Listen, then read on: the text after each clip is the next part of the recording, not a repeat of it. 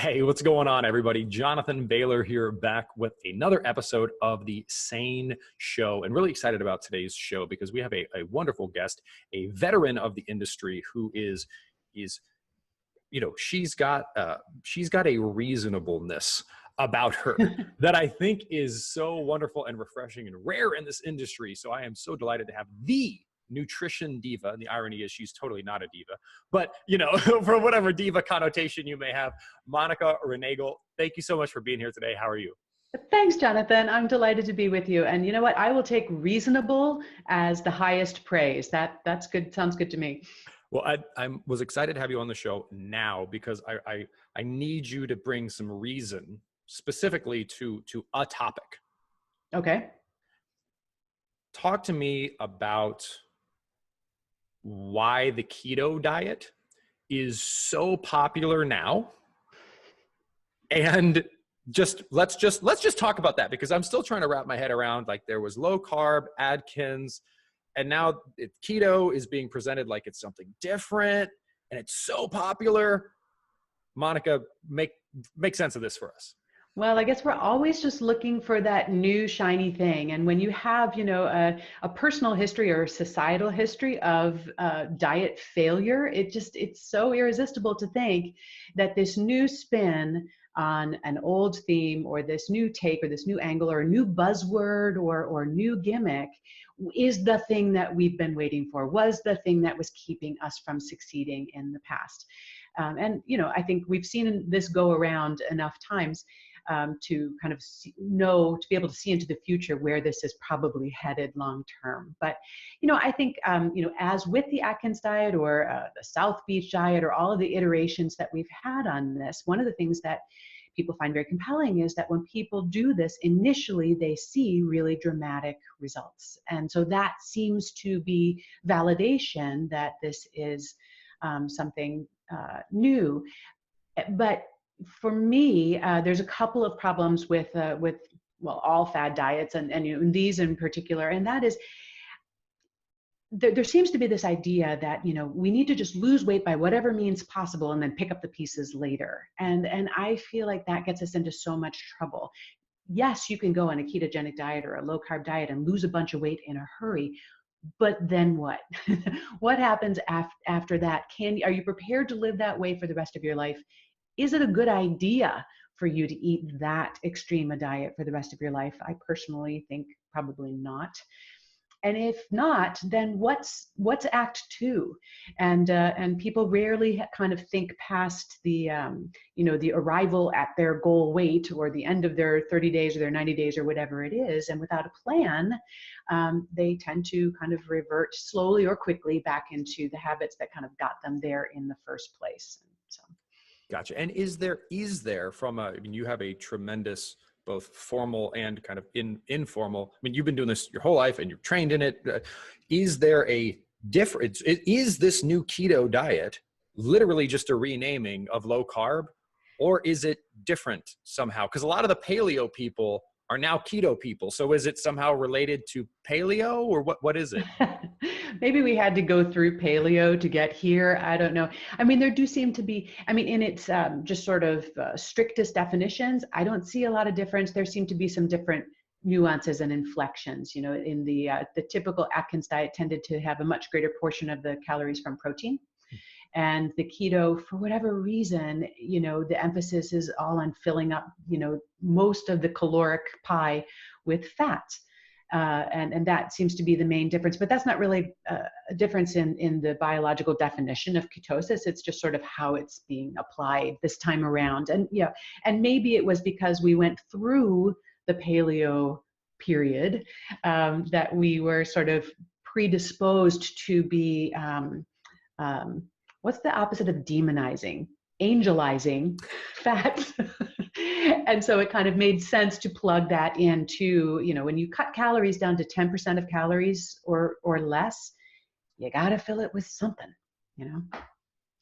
And so let's say you meet someone on the street who says to you, Monica, I am on the keto diet, and I have, I was at 250 pounds. I'm down to 210, and this is a 5'6", 60-year-old woman, what would your advice to her be?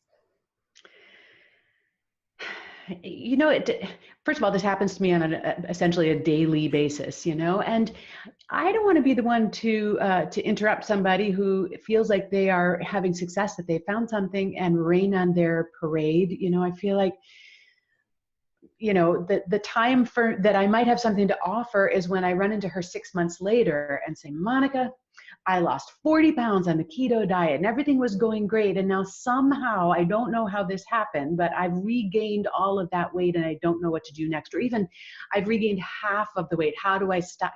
What do I do now? Do I need to go back on keto in order to, re-lose that weight? Then I might have an opportunity to intervene. But, it's hard to tell somebody who feels like what they're doing is working for them to stop doing it. So you have to pick and choose. And of course, when people that I know socially will tell me they're very excited about their success, their results, but they don't ask me my opinion, I keep my mouth shut. It is not my place. I try to empower people and enable people to move towards their goals, in whatever way they are ready to, hear what I have to offer, which tends to be a little bit more moderate and less extreme than those diets.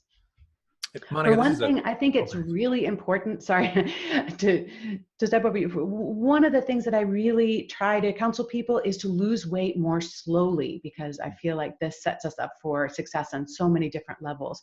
When you're losing 4, 5, 6 pounds a week, whether you're on keto or, whatever you're on, a minority of that is fat. A lot of it is water. And unfortunately, a lot of it is lean muscle tissue. And I feel like that's the last thing we can afford to be losing. And so I really feel like the slower you can lose the weight, the better, because then the greater percentage of that weight that you're losing is actually fat. And the greater likelihood that what you're doing to lose that weight slowly is actually a sustainable shift in your habits, in your mindset, in your environment that will allow you to sustain that long term. And honest to Pete, I'd rather have you lose 10 pounds and keep it off for a decade, even if you're still overweight, than to lose 50 and put it back on in 6 months. It is so hard on your heart and your body and your brain and your life and everything else.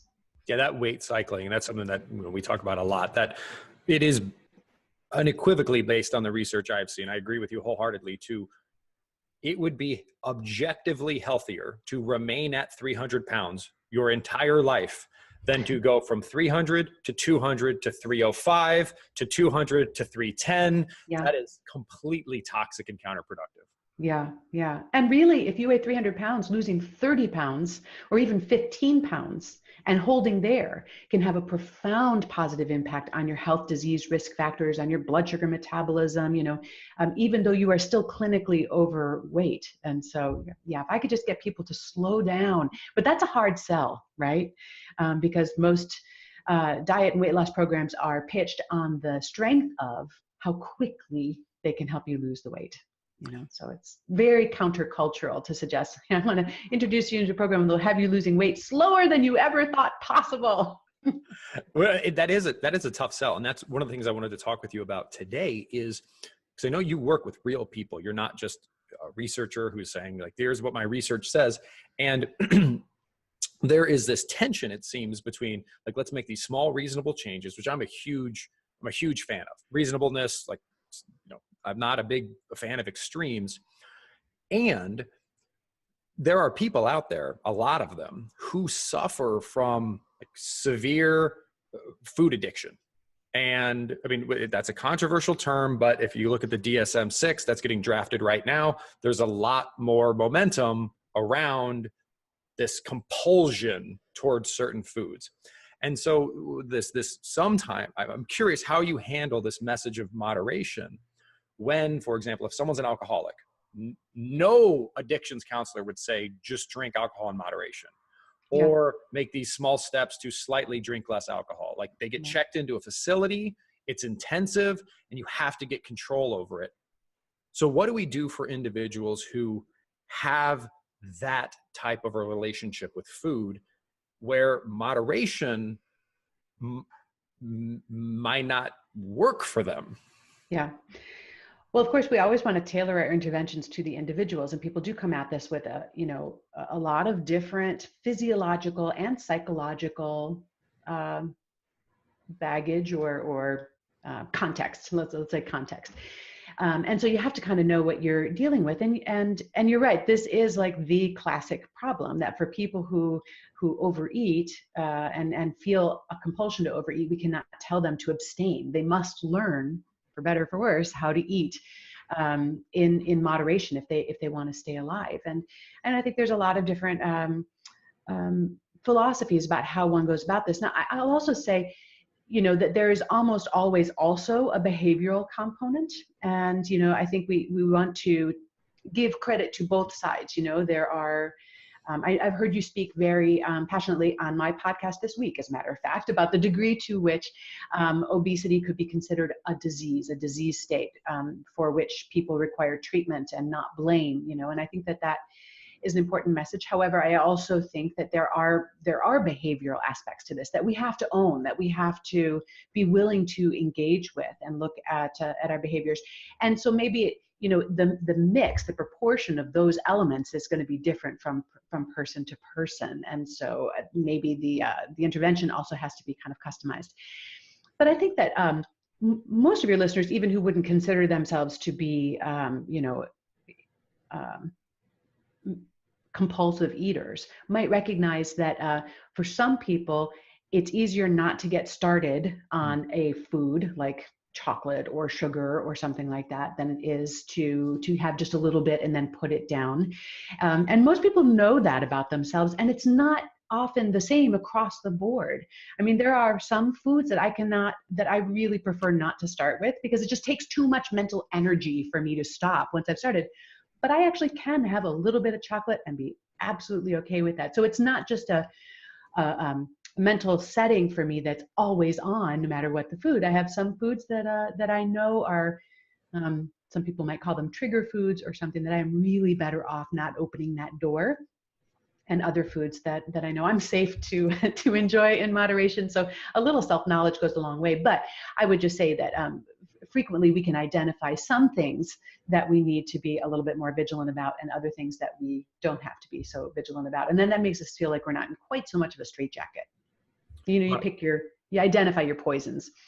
Absolutely. And these are very challenging topics, and I didn't tell you them beforehand. So I really appreciate you just like taking them on the fly, because I've got one more that, because you are such a reasonable and fair and balanced, I shouldn't use that term anymore because it's been so bastardized, because fair and balanced, when people say they're fair and balanced, usually means the opposite. I want to get your take on the following. Okay. Guilt and shame is never productive. I'll just say that. Hating yourself is never helpful. Okay. And if being 100 pounds overweight radically increases your predisposition to deadly diseases, how do we balance loving your body in whatever state it is with not leaving this earth prematurely and leaving behind your loved ones because, dear God, like, people love you and need you. So I need you to love yourself and not die 30 years prematurely? Well, I think when somebody is really in an extreme situation like that, sometimes, and they know it, right? They know that their risks are high, that they're at risk, of all the things that you just mentioned, leaving the planet earlier, leaving their loved ones behind. That's a source not just of shame and guilt, but of anxiety and, fear for them. But if the distance between where they feel like they are now and where they feel like they need to be is large, it just feels so overwhelming. And I really try to help people see that really the distance between you and your quote unquote goal, I hate goal weights. I think they're so counterproductive. They're arbitrary and they're not helpful. But if the distance between you and your goal is not nearly as important as which direction you're moving in. So I don't care if you've got we could use a racing metaphor. You know, if it's a 100-yard dash or a marathon, you know, it really doesn't matter how far the finish line is. Are you running in the right direction, or are you walking in the right direction? Or, God love you, are you crawling in the right direction? I can work with that. Let's make sure that you're moving in the right direction. And then we can work on, you know, building up some momentum and you know, but I just think that it can be so defeating to feel like there's just so far to go. And every step in the right direction is a step worth taking. And I don't mean just as a sort of platitude, but it actually does move you. You know, it does improve your health and decrease your risks, even to take small steps in the right direction. And, you know, I'm a big fan of the Good Enough diet. I do a little program a couple of times a year that's like a 30-day, it's not a weight loss program. I do it with my listeners, and there's one coming up actually soon this month. It's called the 30-Day Nutrition Upgrade. It's not about weight loss, but it's a little game that we play together. And the idea is just to become more aware of and improve some of your eating choices in a sustainable way. It's very forgiving. And one of the things that we do is we give our diet a grade each day, you know, and it's based on just a few little factors. You don't track everything you eat. You just answer a few questions. You get a little grade, and you keep track of your grade point average over the course of the 30 days. And the idea here is twofold. One, it's not your A+ day or your F day that really matter. It's that grade point average. How are your typical choices netting out over time? Because that's much more significant. But humans have this tendency to focus on the extremes and forget, you know, everything that comes in between. And the other thing is that you don't have to get an A to win the game. Like a B diet is awesome. You know, that is a diet that will support a healthy body, that will support a healthy lifestyle, that will keep you on the planet longer, and also leave a little room for, you know, some fun and some indulgence. So try to break down this kind of black and white thinking that your diet either has to be, you know, 100% fill in the blank, clean, paleo, whatever, sane, you know, or it's trash, you know, you're either on the wagon or you're in the gutter somewhere. And, you know, to try to create a little space where people can be like, yeah, I'm doing pretty good, you know, and a little bit better this week than last week, and I'm moving in the right direction. And I think that can sometimes help people just get on the track, you know, and then we can work from there. I think that message of progress rather than perfection is so empowering. So I'm very glad that you said that. And Monica, you also, this is a beautiful segue. You mentioned you have this challenge that is not a diet coming up. And I know you're always up to a lot of good stuff. So where can people go to see what you're up to next, to maybe participate in this, and then just to learn more about you in general? Oh, I'd love it if some of your folks wanted to play along with us. It's a part of what makes it so fun is that we do it in a group. And so there's a great kind of communal spirit to it, and it's very uplifting. But anyway, people can find out more at my website, which is nutritionovereasy.com/upgrade. That's where all the information for the 30-day nutrition upgrade lives, and they can learn more about the program and what's involved, and maybe join me. But even if not, it would just be great to connect, you know, with your listeners. I know that you're reaching so many people with this great message, and it's just amazing to see your reach expand.